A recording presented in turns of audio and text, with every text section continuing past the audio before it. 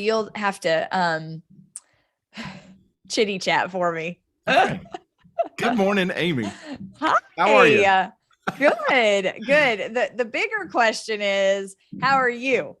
Let me just tell you, have I got a story for you and for everyone who's watching us? I have been battling, and Amy, you've been battling this too. Just something about this region of the Carolinas that this time of the year, starting in October, all the way through, evidently all the way through January, some kind of allergen that's in the air. So if I sound Barry Whitish, I echo in my head right now. And I know you told me like, oh, it doesn't sound that bad, but in my head, it's just really, really deep voice going on. So no, it doesn't sound bad. You never know. You don't look like you're, you don't look like, you look great. You look great. Like, you sound great. It's good. I feel like my eyes are closing in. My nose is huge. Yeah, no. And you know what, you guys, like I'll never forget a doctor, because as a young, I wasn't a young mother, as the first time mother, like my child would get the sniffles and I would drag my feet calling the doctor. I wasn't one of those parents that called all the time. Yeah. And so the doctor told me, she made it very clear to me, Amy, this is when you call the doctor. So she made it very clear to me what are the symptoms of allergies and what are the symptoms of colds or flus or anything else that could be lingering. And that has just helped me over the years, like manage what's actually happening. Yes. And I didn't realize that even like an allergy, if it's not tended to, if you don't tend to the symptoms of the allergy, that's where infection can set in, and the common cold comes, and then pneumonia can come, and these other things can come. So my husband tells me all the time, okay, I can feel the allergy. What do I do? Yeah. Okay. Tell me the protocol again. I mean, we've got like this whole thing, but it all came from a very brilliant pediatrician. It's not my idea. And it's worked 100% of the time. I don't know the last time I had a cold. If it's working. Yeah. And my children, the last time anyone was really sick was 2019. And so I'm very grateful for that. So that's awesome. Yeah. Right on. Yeah. Well, so, it's a beautiful day here in South Carolina. Here too. I know it probably is there, and nice and cold. I love cold weather. So a good day to dive in and talk about algorithms. Yeah. Right. Now, listen, you guys. We are not going to, hopefully you do not feel like this is going to be a boring conversation, because this information we're going to give you, once I knew it, changed the trajectory of my income, of my client base, and even how I deliver my work to people. It changed everything, because I know me and Shane, the thing we have in common, what brought Shane to me initially as a client, and what caused me to go seek out this information way back in 2000, when the very first year that MySpace came on the scene. I know I'm totally dating myself, but I wanted to understand what this was all about. Yeah. And the reason that you and I had camaraderie and we had rapport with each other is we both knew, hey, I need to know how to leverage technology to grow my business and to deliver really good demonstrations to an audience that wants to know what I do. Right. Yep. So we were like the early adopters of the home shopping network, like those early adopters of the home shopping network knew there's something to me going on and talking about my product and having other people come on and talk about my product and have a platform where I just spend time talking about all of these things that are important to the people watching. Yep. That is the power that we have with social media, that we have with certain tech tools. Okay. Not every tech tool, but certain tech tools. And there are some rules to using these things. And once you know the rules, you know what works and what doesn't work. And you can control technology and drive it to the end that you want instead of being controlled by it. So that is what brought Shane and I together, is we were like, we are going to figure out. I had it figured out, but he knew I've got to figure this out. And I knew back in 2000, I got to figure this thing out, or I'm not going to be able to do the work that I want to do because I've got this powerful tool sitting right in front of me. Why not understand it? Right. Yep. So what I want to do, and Shane and I talked about this, is over the next 6 episodes, we are going to show you systematically and procedurally and practically how to train an algorithm to deliver the results that you want. So what are those results that we're talking about? Bringing you people that find value in what you are delivering. So if that's a service or a product and you're wanting more people to buy it, then this is the power that you have with algorithms. Also, we can use those algorithms to demonstrate to future clients the value of what we are delivering. And so those are the end things. Anything else on social media is a waste of time for me. I'm not there to make friends. I'm not there to, although I meet really great people that sometimes do become my friend, quite honestly. But that's not the first.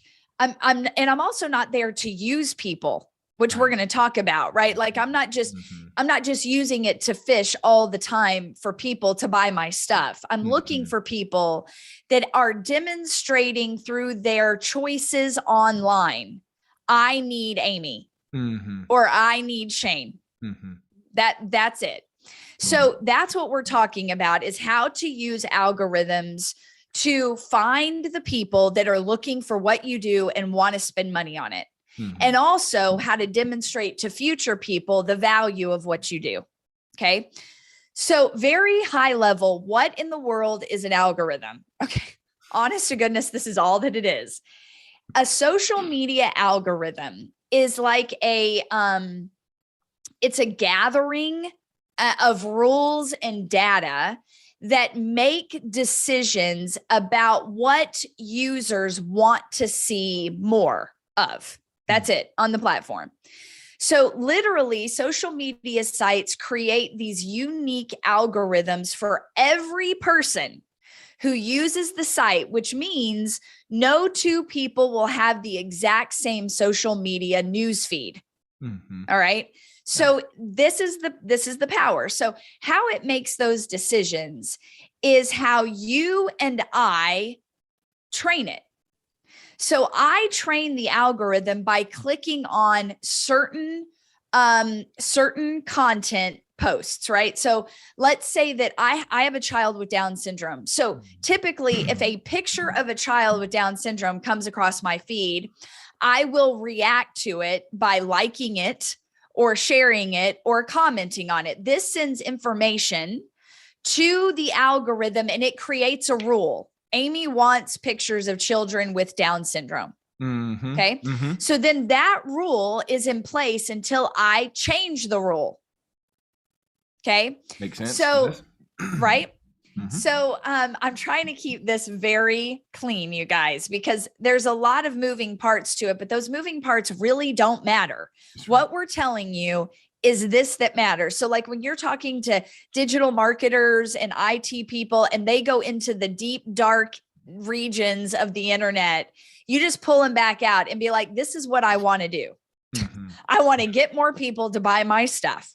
How do you train the algorithm to do that for me? That's the question. And if they do not understand that every single user is sending information through their actions to these algorithms, and that has to always be watched, then they're not going to be the digital marketer or IT human for you. Okay. So that's very important. So these are the things that really matter here, is that this algorithm is always making rules and gathering data. And it is also grouping people based on those rules and data, because Shane is might be clicking on similar things as me. So our feed might have similar cross content information.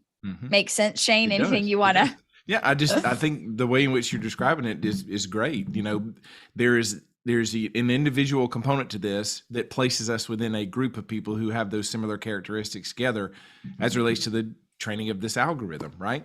So if I like real estate, I'll click on real estate. Everyone knows this. If you are on social media, you're like, oh my gosh, look at there. I got all these real estate things. I clicked on real estate one time and then here come all this real estate stuff. Yes. Like that's the algorithm going to work for Yes. you. And there are a group of people who are like you who are Yep. going to receive similar content. Yeah. Yes, Might not be exactly the exactly. same, but it'll be similar. Yep. So here is what's important is not to really know how the algorithm works, but how the people that are working it work. Mm-hmm. That's good. Because that's really good. As you just heard me say, that algorithm is making rules and grouping data based on what I'm telling it I want more of or less of.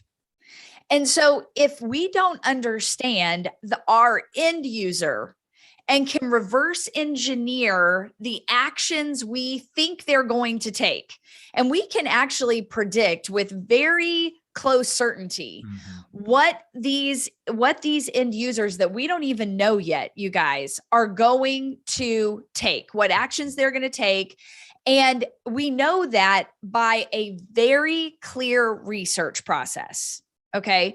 So the idea of an algorithm, and I try to explain this to my clients, I'm trying to train my clients to work like an algorithm. An algorithm is a learning tool.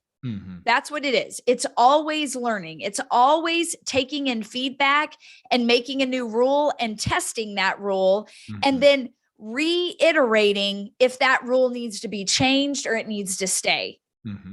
Okay. Yep. So that is what an agile, you hear this word thrown around, agile leader.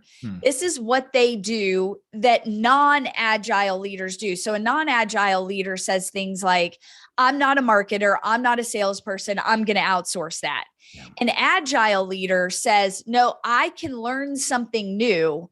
I'm going to take in this data, test it, and then make some decisions and rules off of that information.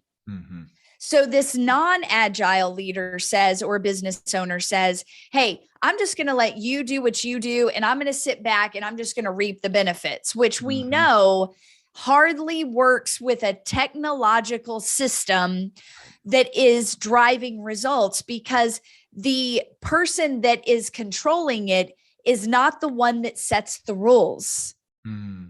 The end user sets the rules, and typically people we outsource things to don't know the end user like we do.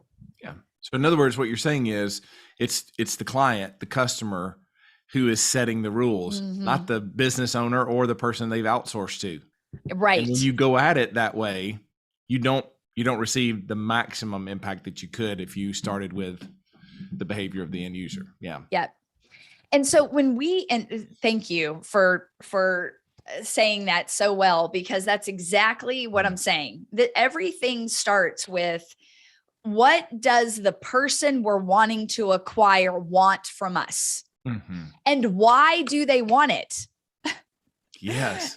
That is very, very important. Why do they want it? So, here's, I'm gonna give you some information that is very, very important. You want to know how software engineers and algorithmic engineers and these very brilliant, like really like they're behind the curtain Oz type brilliant people think.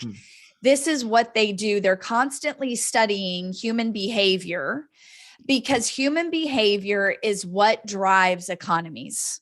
Okay. Wait, say that again, because that's good. Yes.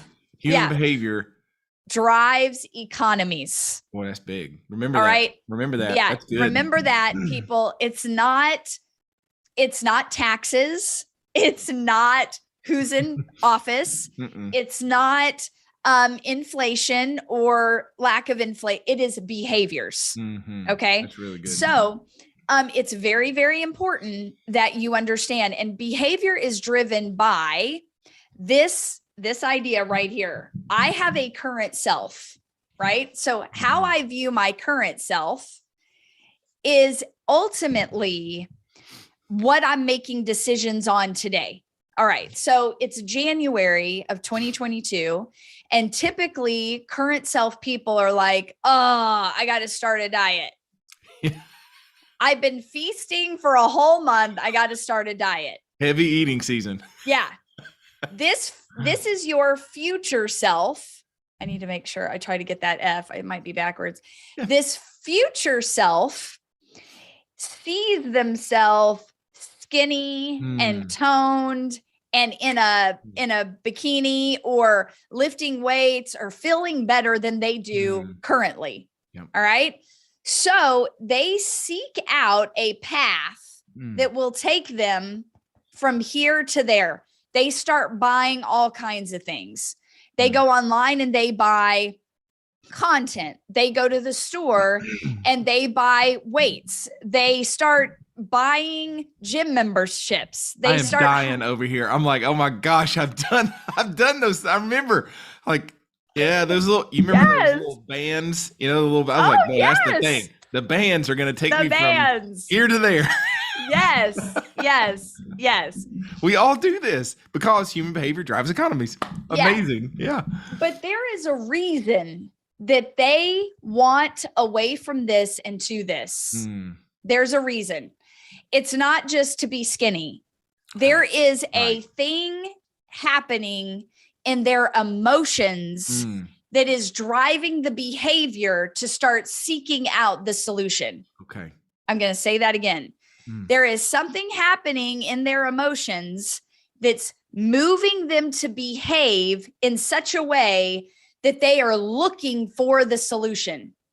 Okay. Because they have this future self in mind, and this future self is different than their current self in how it feels.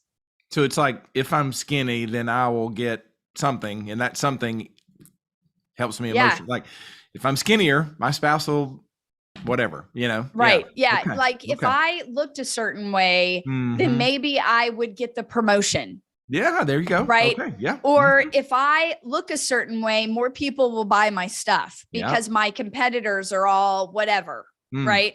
Or if I am strong, I can surpass my competition. Making sense. Yes. You see what I'm saying? Yeah. There is a desire. There is this secret desire that makes them feel better in the future than they do currently right now. All right. So we have to know, what are the feelings that are driving the current self behavior? Not what does the current self want? What are the feelings that are going to motivate the current self to behave in a way that moves them to solution? Yeah, it's good. Okay. Really good. Is this too? No, it's good. I think you have to, you have to stay in this conversation a bit to be able to understand it, because it goes against some of the things that we see that are out there. There's not a magic button, right? There's no easy button. You got to understand. And that's the challenge, I think, for all of us, is to step in here and to think at a higher level around this idea of algorithms, what really drives it. It's not as simple as just throw money, and it's not a slot machine. Throw money in and get money out. It doesn't work that way. No. And so how we begin the learning process of, okay, how do we determine how these people are feeling today and how their future self makes them feel? All right. So if you've heard anything, it's a fancy word that's emerged on the scene in probably the last 7 years or so. It's called psychographics. All right. So you've heard of demographics, which are age, height, weight, where you live, what news you consume. Did you go to school? Are you married? Okay. Those are demographics. Those are where an algorithm begins because there's no other information. So like when you first create a profile on a social media platform, the algorithm is now watching to see what do they want more of and what do they want less of. Okay. And the reason why these algorithms are done this way is because the designers of these platforms are constantly learning from the end user, their client, the person that they want more of, what they want and what they don't want. And I'm telling you, across the board, they say, I don't want to see everybody in my friend list. There's only a few people whose content matter to me. That's right. Right. Yep. So how do we get here with Ascend, and the process that I walked Shane through, and I've walked hundreds of other clients through, is we have to create unbiased, which means they don't know us. They don't know us. They don't know what we do. We have to create unbiased market research groups that will answer 6 questions. The flow of these 6 questions matter to the psychology of this person. The questions matter to the psychology, and it gets us the feelings behind their behavior. Then it also shows us, okay, these people, how they get from here to there is they follow a certain amount of, they all follow certain influencers online. And those influencers are historically helping this end user go from here to here, here to here, here to here. So as an owner, I'm studying these big influencers and saying, how are they doing this? And how can I differentiate what I do? Because I have the same client in mind. Yeah. Okay. Yeah. I think that's important, Amy, that we sit here just for a second, differentiating yourself from that expert, not mimicking, not modeling, not duplicating, differentiating yourself from that. So many people, I was guilty of this. I was like, okay, here's the influencer. I got to talk like that person. I got to emphasize what that person emphasizes. Like, so it was sames versus different, well, there's already that influencer. They don't need another one. That was what I learned. Right. But I didn't get that until I understood more about this concept that you're teaching here. Yeah. Yeah. And it seems complicated, but we have made it as simple as possible. What is complicated is helping you, the owner, the leader, switch the expectation from someone else is going to do this to you have to be in the conversation. That's right. Someone can put the group together, but you ultimately have to give them the profile, the demographics of that group. That's where we start. We start with demographics, then we dive down. We don't go wide. We go down to the feelings, because here is and you Google this. I'm no psychologist. I have just studied human behavior and algorithms for over 2 decades. And I am telling you, it has changed everything for me. I can walk into an organization, not know anything about it, look at some of this information I'm telling you about, and quickly reestablish direction. So they're making money. They're starting to see results, which then gives them like the exhale of, okay, all right, we're going to be okay. Make it and here. now we can do the hard work of cleaning up waste and firing people and hiring people and reorganizing. But we need some wins first, because here is what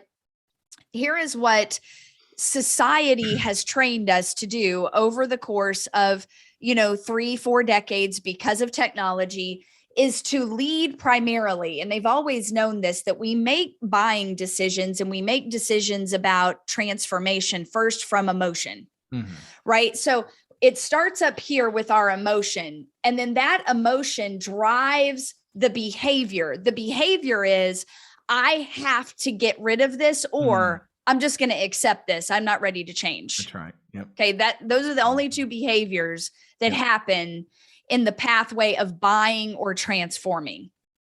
Somebody has to make the decision to stay the same or change, which, Shane, this is your wheelhouse. Is this what you see in the coaching world? 100%. And this applies in the coaching conversations. It applies if you're in consulting. It applies if you're selling.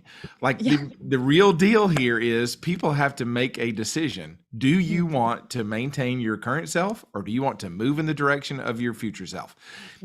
People will get to the place where they say, yes, I want to do that. I want to do that. Mm-hmm. But then what really tells the tale of the tape is like, is there movement? Right. So I see times where my clients really struggle with moving in this direction. Mm-hmm. You know, I had someone who recently said, you have given me every tool that I need to be able to take action. I'm just not doing it. And my response mm-hmm. was, so what does that mean? It's like, what do you really want? Getting people to that place where they come face to face with the reality they have to choose is a part of the sales process, the coaching process, the consulting engagement. And it takes the pressure off. If you're in any of those three roles, consultant, coach, or salesperson, it takes pressure off because you're just presenting back to the person who it is that they say they are right now, mm-hmm. who it is they say they want to become, showing them that there is a pathway and allowing them the freedom to make a decision. Is that clear, right? That clear. And let me tell you what typically happens in the process of helping someone convert to whatever we want, mm-hmm. whether it is a transformation, whether it is a spiritual conversion, whether mm-hmm. it is a financial investment mm-hmm. that we want this mm-hmm. person to make. And I was guilty of this. In the old days, what I would do is I would listen for what they said, and then I would woosa, duct tape some solution together and tell them, oh, I can do that for you. Yeah. And then behind the scenes, I am panicking, trying to figure out how to stay a step ahead of them. That is not what we are talking about. And that is not how algorithms work. What they do is they pay attention to one group of people. So we don't have a scarcity mentality of, if I don't say yes to this person on the phone, I don't know where the next client is going to come from. We don't have that here. We have a predictable outcome, knowing a percentage of people that we talk to are going to say yes. So if you don't say yes, then it's just not the right thing for you and I to enter into. Right. There doesn't need to be manipulation or deception. It means I'm not the person for you, but there is someone out there for you to help you. So I'm going to let you go and I'm going to focus on this group of people and their current self, and this group of people and their future self. Anything outside of that is for someone else, because I'm not everyone's consultant. Right. And you're not everyone's coach. Nope. That's it. And your product is not for everyone. That's right. That's right. And once you accept that, there doesn't need to be manipulation or deception. There just needs to be an attending to this information all the time. So literally, how you first train your algorithm is create an unbiased research group. We send them 6 questions. Those 6 questions tell us how they feel about their current situation and what they want and how it makes them feel about fixing this. And then we go to work to understand how have they fixed it in the future. So we study big influencers in our industry. And then when we go to the paid option, we tell the algorithm, you go after people in this influencer's audience first. You don't go after people that look like Amy that are in their 40s and live in the southern states. That's not what we do. Right. That's what a digital marketer does, but that's not what someone that knows how an algorithm drives results works. That's not what they do. So this is the first step. You've got to know the feelings that drive the behavior, and then the behavior is what drives their decisions, right? And once they start deciding, now change begins to happen. Right. So it doesn't start by changing the environment. It starts by, how do I feel about my current self? How I feel about that current self dictates the behavior. The behavior then dictates the decision. The decision then brings about the change. And now I'm at my future self. That's a great diagram right there. Okay. That's really strong. Yep. And this is exactly where you start on training your algorithm. So if you have questions, or you really need to unpack this and understand it further, or maybe you have some research and you want some eyes on it, full disclosure, I will take that call for no cost. And I will help you see what is happening and where the holes are. And then you can make your own decision from there as to what the next steps will be for you and your company. So I want you to find the link to my calendar below. And you can schedule a call. There is going to be a little form I ask you to fill out because I want to better understand your current situation to make sure that my time and your time are best served on that phone call. And then we'll hop on the phone and I will answer your questions and we will look at whatever information you have to help you make decisions about where to position yourself and what algorithms, what platforms algorithms serve your audience the best. Not all algorithms are right for your company. And that's important to understand too. Shane, do you want to leave us with any lasting thoughts? No, the only thing I would say is if you're like I was, and you can see how this is a shift and you know that it's the right step, but you don't know exactly what do you do now? Like, get on that call with Amy. That was transformational for me because it did fill in the gaps for like, how do I take action on this information? You're incredibly gracious in the way in which you walk owners through that process. And I would just say, if you're like I was, take that call. You'll get benefit immediately and be able to put this into practice. Yeah. And we just look forward to serving you. Watch for us next week for step 2 of how to train your algorithm. And remember, systems run businesses, but people run the systems. Right on. Bye.